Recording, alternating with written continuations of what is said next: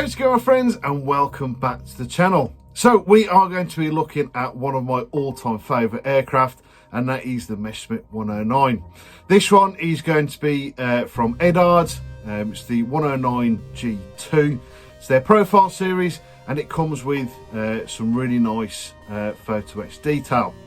Now this kit is it's really nice, it's really well detailed. So in this video we will be looking at the kit itself, and the details, what comes with it, particularly with that photo etch kit, and we'll also be building the cockpit.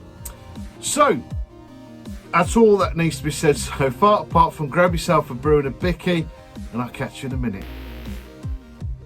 Okay, so let's start with the instructions. So, as always with Eduard's, comes with a really nicely laid out instruction. See there, it also will tell you all the parts that you won't be needing to use, which are all highlighted in blue. And just pretty much throughout the instructions, they're very nicely laid out. They're pretty clear. Admittedly, sometimes I have had moments where I'm a bit like, I don't understand where you want me to put these parts. Also gives you the options of if you actually want to use the photo etch that's in there, so it'll tell you the parts that it's replacing. Also tell you, if you want to use the original part, which that bit is still, instead of just replacing it, which is also quite good. And of course, right at the back, we've got our colour schemes. We've got about 5 colour schemes for this. This one was the one I was originally going to do, and decided I wasn't going to go with that one because I wasn't 100% sure about doing all those little squiggly lines. I've had a few issues recently trying to do that sort of thing, so I'm going for that very last scheme there. Also, it gives you the decals, and also right on the last page gives you all the informational decals as well. So moving on to the parts themselves, they are absolutely fantastic. You get 2 wing sections, top and bottoms. It's only the first one where you can see those raised parts there. That's only in the box art scheme. The rest of them are the other. The lower part of the wing is exactly the same, so I'm not quite sure why they're giving you 2 different versions there. I suppose it was just easy to take it from another kit and just put both of them in.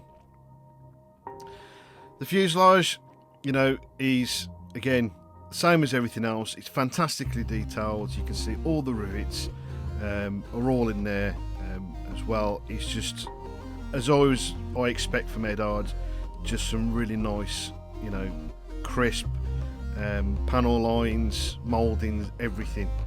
With these, there's very little flashing, if any. Actually, I don't remember doing any flashing removal at all. It was just like literally just a few sort of clearing out a few seam lines here and there, but in general, no problems. Even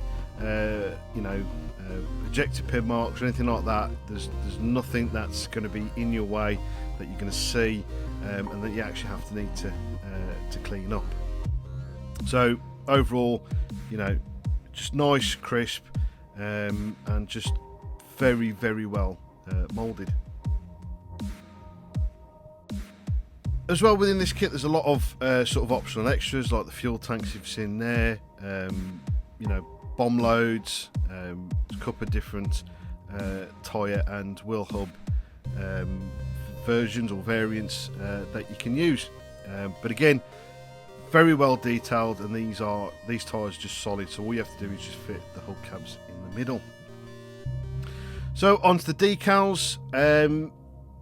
I'm not still 100% sure on these. You might be able to see it, hopefully you can pick it out in the light. There's like a little bit of kind of like silvering over the decals, and I don't know if that's going to cause us any problems later on, so hopefully just some matte varnish will take that out, but we will see. There you go, you got all the sort of informational and stencil decals there. There's a lot, there's obviously 2 different types depending on the camo scheme of your aircraft. We've also got the photo etch parts, which are again absolutely brilliant. You know, and they're, as always from Eduard's, they're just really good. I generally always will get an Eduard upgrade kit for a kit that I'm working on. Clear parts, again, there's a lot of different versions on there, all of which, apart from I think one, you're actually going to use. So I think you can make several different actual versions, because I think one of those canopies I think is a K version. You've also got the canopy masks, which I know you can't really see very well there, but they're very nicely cut.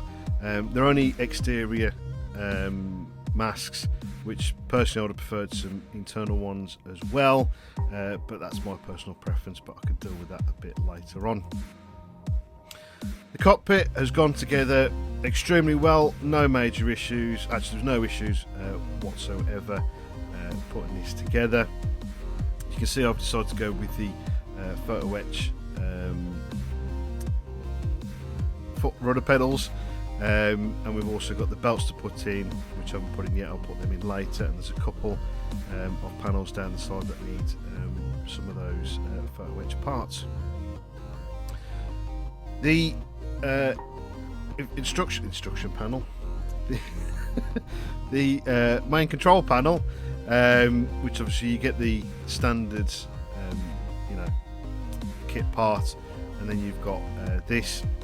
You have to clean the original instrument panel off, so just sand that off, no problems, and then just super glue all the bits of photo etch together.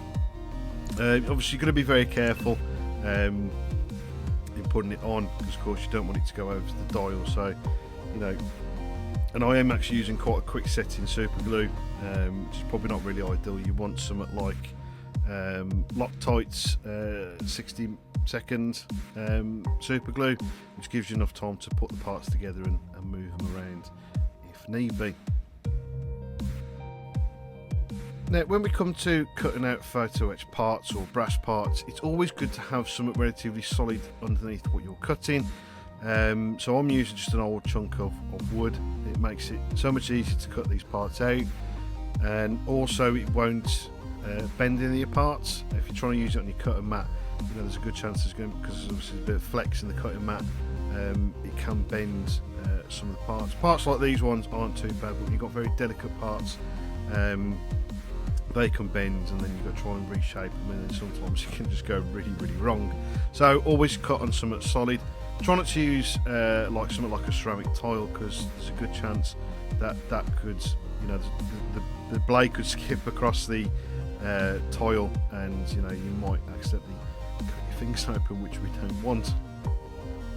So there you go, everything's all painted and done. Seat belts and panels that need to go in are all done and dusted. I'll go over this with some Tamiya accent panel liner, just to add a bit of grime in there, and over the seat belts to add a little bit of age to them.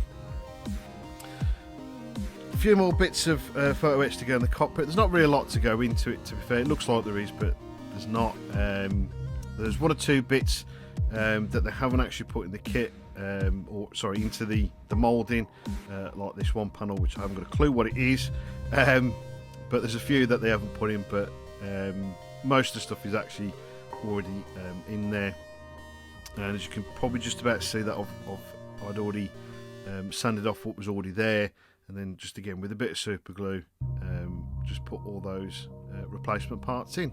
And it's relatively easy. That's as if you use something like Loctite's 60-second super glue, it will give you a little bit more time to put the parts into place, and you know, be able to move them around before it sets.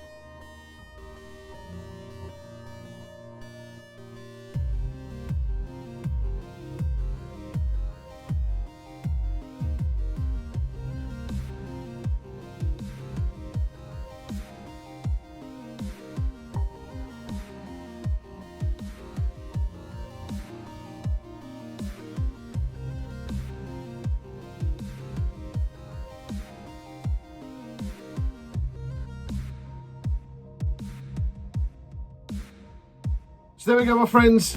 That's the cockpit all done and dusted. So in the next episode, we will be looking at putting it all together, painting it, and doing the weathering as well. So I hope you guys have enjoyed this episode. If you are new around here and you also have enjoyed it, or you've enjoyed some of the stuff you've seen, please consider liking and subscribing to the channel. Also put bell notifications on, which of course will tell you when the next video is also out. If you'd also like to help support me and the channel, there are links in the description down below. So all that's left for me today to say is, again, thank you guys ever so much for watching. Do hope you have enjoyed, and I'll catch you again soon.